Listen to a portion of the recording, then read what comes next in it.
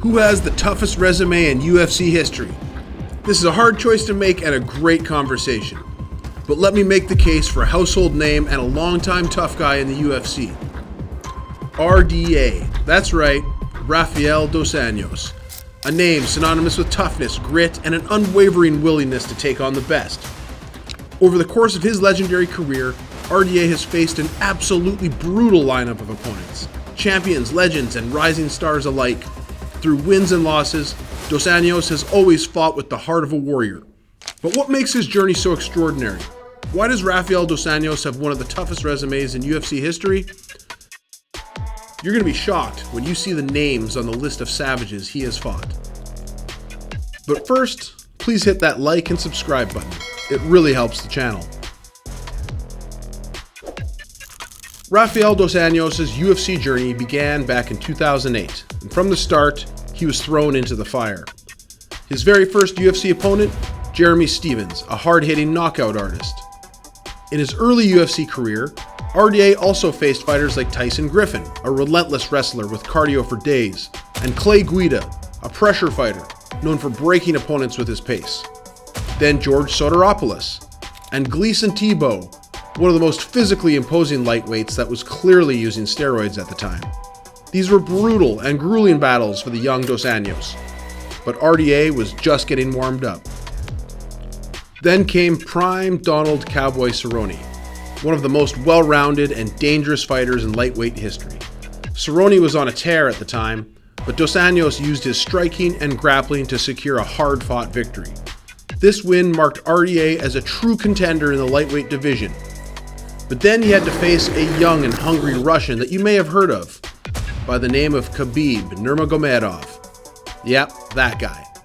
Rafael lost a fierce battle by decision. RDA bounced back with knockout wins over Jason High and UFC and WEC champion Benson Henderson.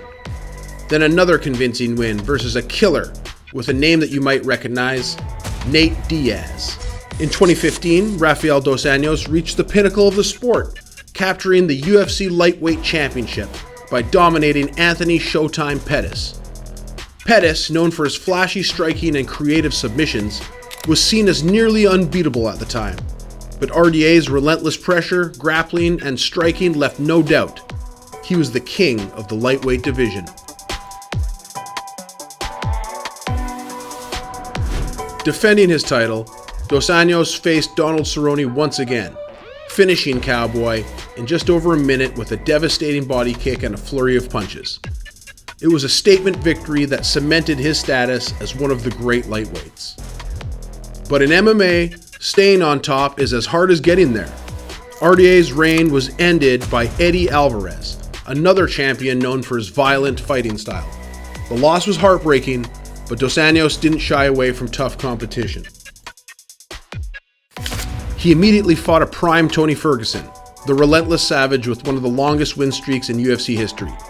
Ferguson's pace and unorthodox striking overwhelmed many, but Dos Anjos held his own in a 5-round war, showing once again that he doesn't back down, win or lose. After years of battling the best at lightweight, Dos Anjos moved up to welterweight, a division filled with giants and killers. His first opponent, Tarek Saffiedine. RDA dominated the fight, proving he was ready for the challenge. Next came Neil Magny, with his incredible reach and cardio.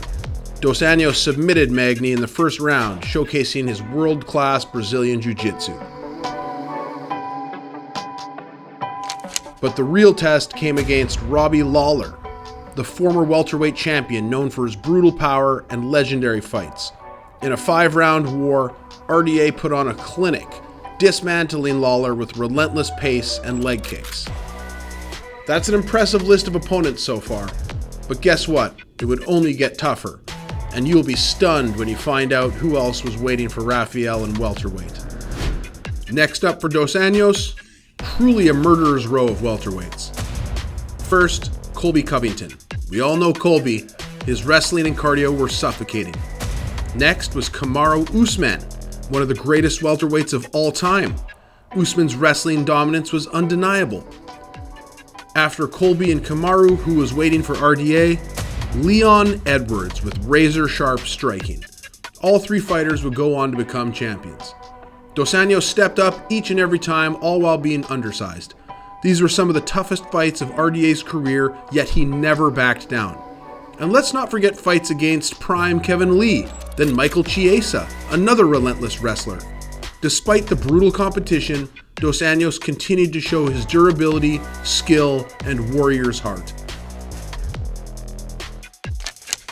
In 2020, Dos Anjos returned to lightweight, looking to reignite his title hopes. His opponent, Paul Felder, a tough-as-nails striker with RDA grinding out a hard-fought victory. Even as a veteran, Dos Anjos kept taking on rising stars like Rafael Fiziev, one of the most dangerous strikers in the division with some of the cleanest Muay Thai in the entire UFC. Then he went back to welterweight to fight Vicente Luque, a big brawler, and then back to lightweight versus Gamrot, another young stud with relentless pace. Though he didn't win, RDA's willingness to test himself against the best never wavered. Then he jumped back up to welterweight to fight a way bigger man in Jeff Neal. Never an easy matchup, but Rafael always steps up. When you look at Rafael Dos Anjos' career, one thing becomes clear. No one else has faced such a consistently brutal lineup of opponents. RDA may now be considered a journeyman, but he fought the toughest of the tough.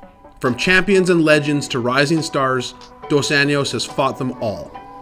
Cowboy Cerrone, Khabib, Benson Henderson, Nate Diaz, Eddie Alvarez, Anthony Pettis, Tony Ferguson, Kamaru Usman, Colby Covington, Prime Robbie Lawler, Leon Edwards, Paul Felder, Rafael Fiziev.